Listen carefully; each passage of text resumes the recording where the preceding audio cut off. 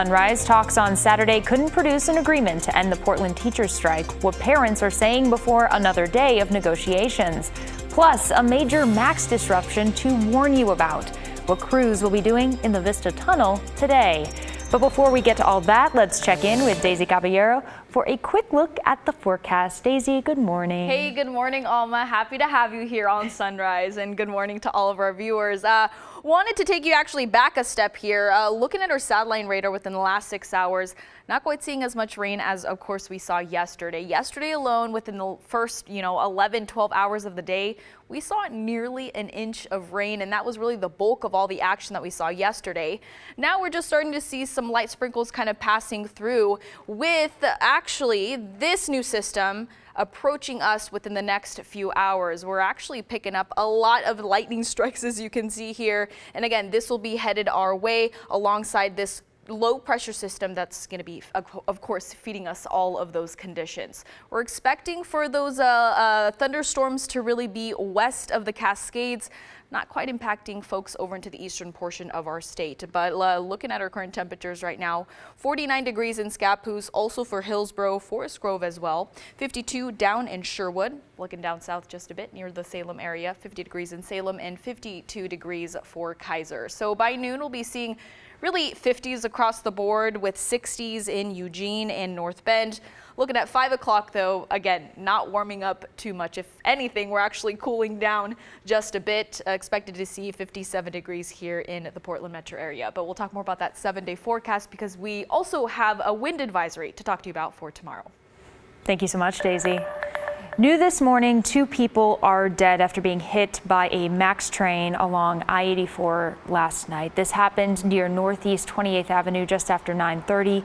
Police say it looks like the 2 people were in a crash on the freeway. Investigators believe they then climbed over a TriMet barrier to pick up a car part. That's when they believe they were hit by the train. I-84 is now reopened. If you ride the MAX red and blue lines, you'll want to listen up. Both lines will be disrupted all day today. That's because the Washington Park MAX station will be closed for an emergency drill. The red line will only run between Gateway Transit Center and PDX, and shuttle buses will run between Sunset Transit Center and Providence Park stations.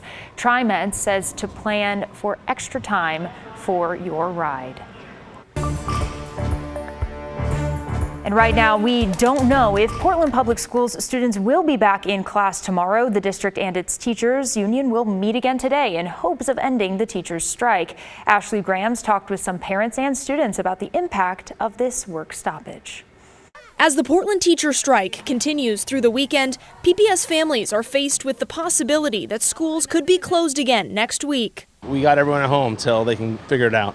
Some parents say the past few days have already been difficult. It's been a hard week. Well, luckily we have grandparents, so they are in town to take care of the kids. It's really inconvenient for us, but we're going to be with them as long as we have to be. Despite the hardship, many still saying they support teachers who've walked off the job. We want teachers to have more money and smaller class sizes. We're 100% for the teachers. We love all of our teachers and community there, but go back to school. We want everyone to go back to school. Caught in the middle of the battle are students. I feel like I should be learning. I could have learned more in the past 2 days about. We're supposed to get salmon to study them at school, but we can't because the strike's happening. And those kids won't be back in the classroom until a deal is reached. This weekend, both the district and the union are bargaining, attempting to find a resolution.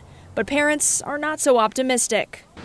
Realistic that it probably won't happen Monday. I have a feeling we're in this for a while. We're expecting Monday to be closed, but we're again hoping that they come to an agreement as soon as possible.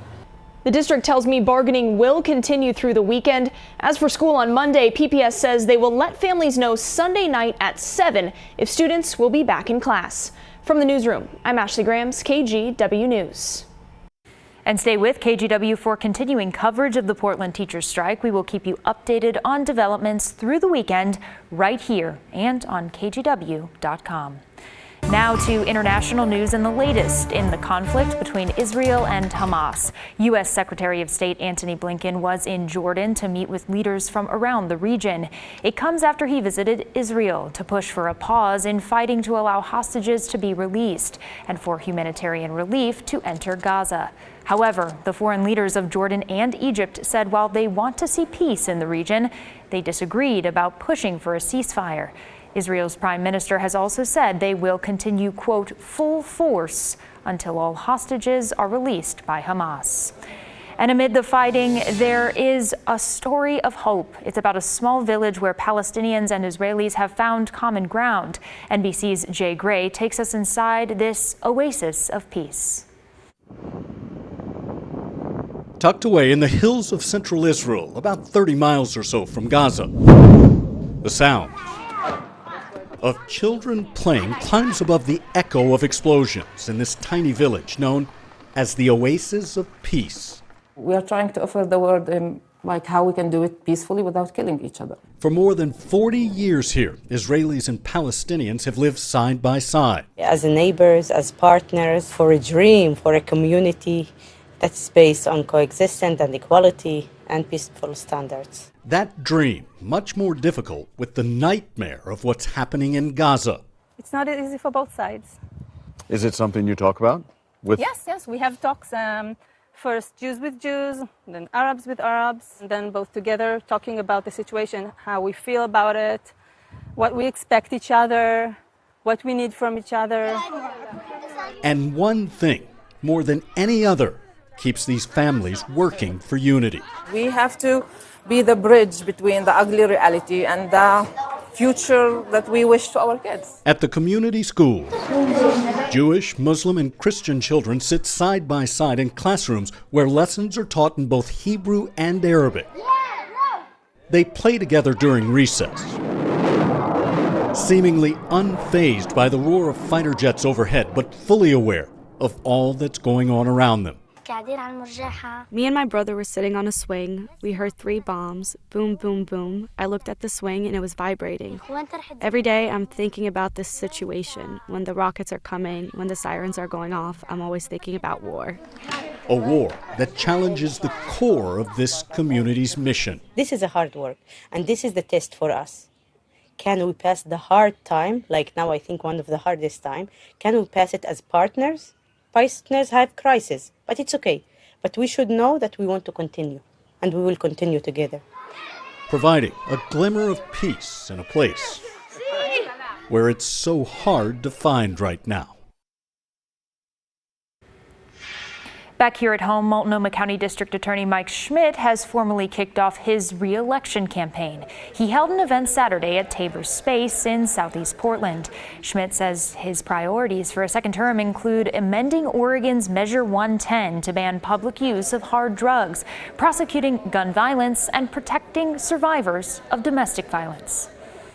We need to fight back against the proliferation of fentanyl and tell drug dealers that enough is enough.